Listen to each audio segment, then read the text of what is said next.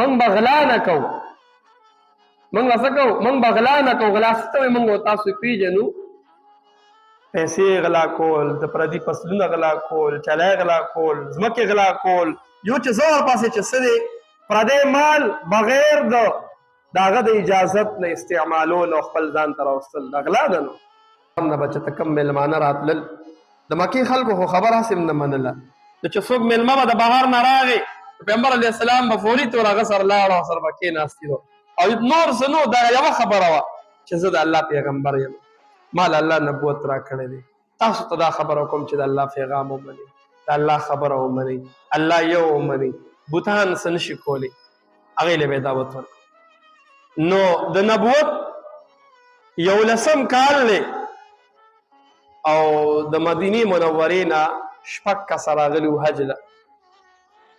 د پیغمبر علیه الصلاة والسلام د مینا خوا کې عقبه ورته وایي بیت عقبه عقبه د غرونو کې د منځ کې ځای تنګ ځای ته ویلی شي نو د مدینې منورې نه 6 کسه راغلي وو پیغمبر علیه الصلاة والسلام ورسره کېناستېدو د اسلام دعوت یې وله ورکړو هغه ټول رسول الله باندې هغه 6 واړو ایمان راړو چونکې د رسول الله مبارک د راتلو نه مخکې هم خلکو ته پته وه چې یو پیغمبر به راځي او چېرته به راځي هم په دې علاقه به راځي د کجورو کلی به وي ریګستان شګلوړې ځمکه به وي دا به یې نښې وي الله تورات او په انجیل کې ټولې نښې بیان کړې وي او د مدینې منورې یهود چاپېره د اوس او د خزرج چې کوم یهودو قبیلې وي نو دا ټول راغلي مدینې ته وو او خلکو ته به یې وی موږ دلته راغلي یو د آخر زمانې پیغمبر ان قریب را روان دی ان قریب او چې هغه کله راشي د نبوت اعلان وکړي نو موږ به په ایمان راځو د دې یهودو وی چې د آخر زمانې پیغمبر به په چا کې راځي بنو اسماعیل کې به راځي چې کوم د مخکې نه په یهودو کې را روانو الله تعالی هغه پیغمبر بدل کړ بنو اسحاق ان اسحاق علیه السلام چې څومره اولاد و هغې ته یې واړو دا د بغض او د حسد د وجې بیا د ایمان را نړو نو د مدینې خلک خو خبرو علما به ورته خبره کوله چې د آخر زمانې پیغمبر را روان دی او دا یې نښې دي نو دا 6 کسه چې کوم راغلي د مدینې منورې نه د دوی اسلام کې داخل شو او پیغمبر علیه الصلاة والسلام ولې د ایمان دعوت ورکړو دوی خبره ومنله او قبول شو نو دا 6 کسه دی لاړل مدینې منورې ته او پیغمبر علیه الصلاة والسلام ورسره یو صحابي کوم مصعب ابن عمیر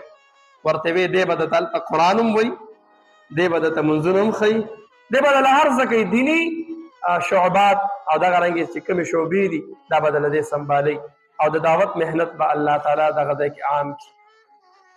او دې کسانو د رسول الله سره وعده وکړه چې آینده کال موږ خپل کلي کې محنت کوو او ځان سره به نور خلک راولي نو چې کله د نبوت 12 کال دی او بیا کال پس حج راغی د دوی به په حج کې ملاقات کېده نو دغه 6 کسو ځان سره 6 نور راوستي 15 پکې 15 زاړونه راغلي دي او و چې کوم وو دا نوي راغلي وو نو دوی د رسول الله مبارک سره کېناستېدل او پیغمبر علیه الصلاة والسلام دعوت د نور له هم ورکړو ټول اسلام کې داخل شول او پیغمبر علیه الصلاة والسلام سره بیعت وکړو یو څو خبرو باندې بیعت یې په څه وکړو چې موږ به د الله سره شرک نه کوو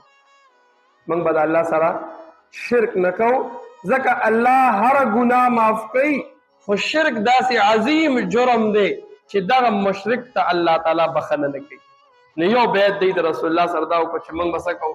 شرک به نه کوو دویم نمبر موږ به غلا نه کوو موږ به څه کوو موږ به غلا نه کوو غلا څه ته وایي موږ تاسو پیژنو پیسې غلا کول د پردي فصلونه غلا کول چلای غلا کول ځمکې غلا کول یو چې زور پاسې چې څه دی پردی مال بغیر د هغه د اجازت نه استعمالول او خپل ځان ته راوستل دا غلا ده نو د دې صحابو د رسول الله سره بیعت په دې خبره وکړو چې زموږ نه تا سره په دې خبره بیعت دی چې موږ به څه کوو موږ به غلا نه کوو په هغه وخت کې یو رواج دا و چې خلکو به ژوندی لوڼه ښخولې دو خبرو د وجې یوه خبره دا وه چې بعضو خلکو به وی ډوډۍ نشته چېرته نه به الله دی به خوري څه نو لوڼه به یې څه کړې ژوندی به یې خښې کړې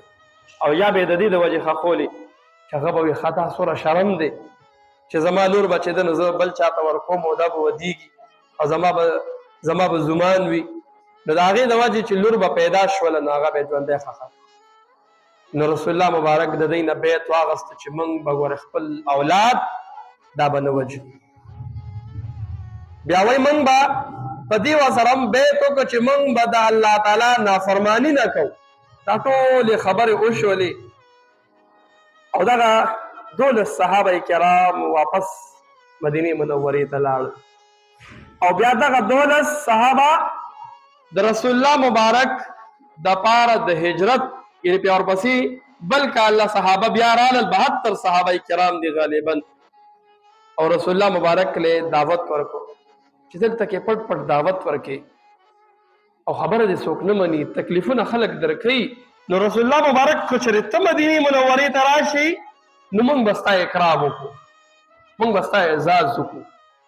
ستا ملګري به ډېر شي او دغه رنګې چې دی نو ستا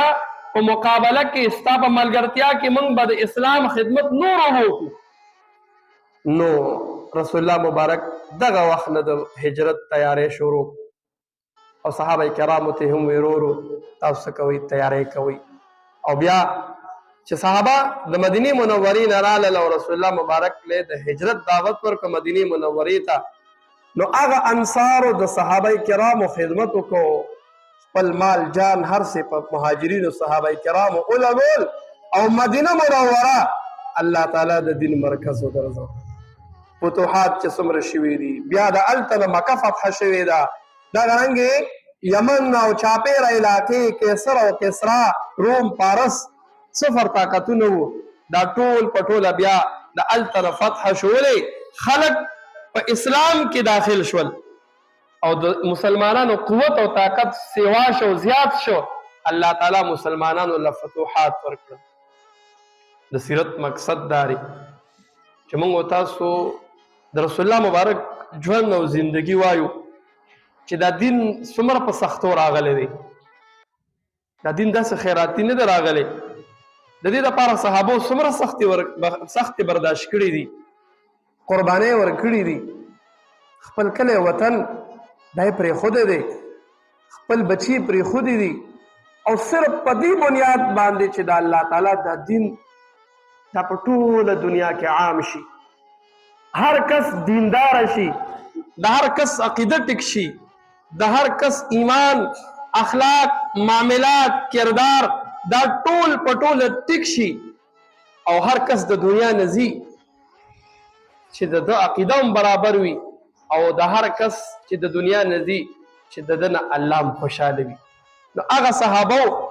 چې دا دومره سختې برداشت کولې دا یې د دې ورځې دپاره کولې